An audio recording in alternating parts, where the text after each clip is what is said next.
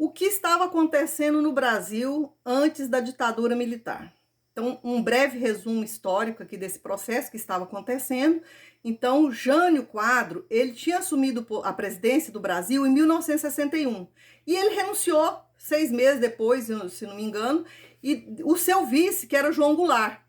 O João Goulart, ele era um vice, naquela época não existia uma chapa, o vice poderia ter uma concepção política diferente do presidente, né?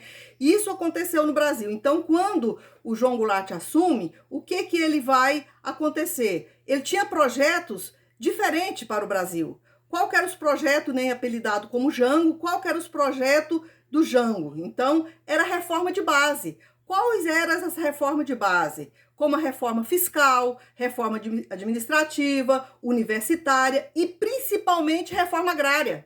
Então o Brasil estava dando o primeiro passo para a reforma agrária. E além disso, o presidente era um representante trabalhista do legado de Getúlio Vargas.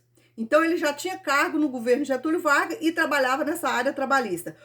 O Brasil, e aí uma importante a gente falar um pouco de reforma agrária, às vezes as pessoas pensam que reforma agrária é algo do comunismo, do socialismo. Não, os países capitalistas tiveram reforma agrária, porque a reforma agrária, na verdade, ela é importante para o capital, porque o homem do campo, ele vai produzir, isso vai gerar renda para o país, lucro. Então, primeira coisa que vai acontecer de incômodo, o que incomodava as elites brasileiras naquele momento, era um governo que propunha a reforma agrária. Então, a reforma agrária sendo um dos principais propostas do governo Jango, então ela vai ser alguma coisa de polêmica, né? Gerou polêmica, porque os grandes latifundiários e que também, o engraçado que até hoje, os grandes latifundiários também estão no Congresso Nacional. E nessa época também os grandes latifundiários faziam parte dos parlamentares no Congresso Nacional. Então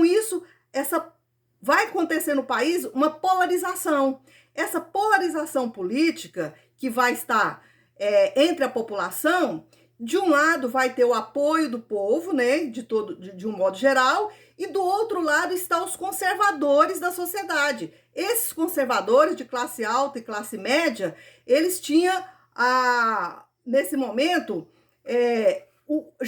se usava, na verdade, já mirava os militares, que nesse momento estava, de certo modo, com muito organizado no país, que já era depois da Guerra do Paraguai e tudo mais. Então, isso vai favorecer uma proposta dessa elite juntamente aí com os militares.